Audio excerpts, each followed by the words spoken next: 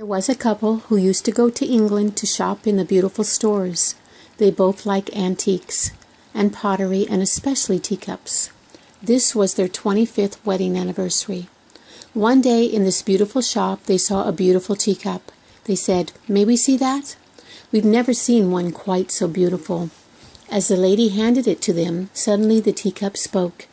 "You don't understand," it said. "I haven't always been a teacup. There was a time when I was just red clay. My master took me and rolled me and patted me over and over, and I yelled out, 'Let me alone!' But he only smiled, 'Not yet.'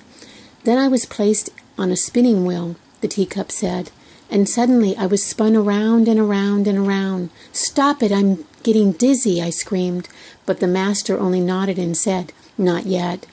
Then he put me in the oven. I never felt such heat. I wondered why he wanted to burn me, and I yelled and I knocked at the door. I could see him through the opening, and I could read his lips as he shook his head, 'Not yet.' Finally the door opened, and he put me on the shelf, and I began to cool. 'There, that's better,' I said, and he brushed and painted me all over. The fumes were horrible. I thought I would gag. 'Stop it,' I cried. He only nodded, 'Not yet.'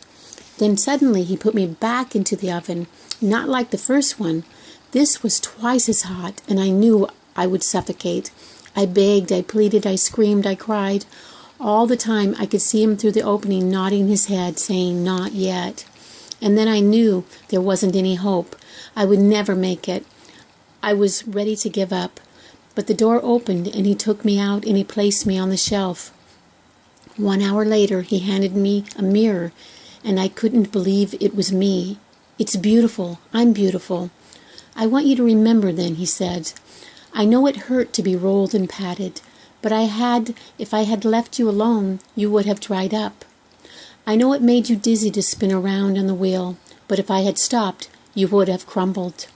I knew it hurt and it was hot and disagreeable in the oven, but if I hadn't put you there, you would have cracked. I know the fumes were bad when I brushed and painted you all over, but if I hadn't done that, you never would have hardened. You would have not had any color in your life.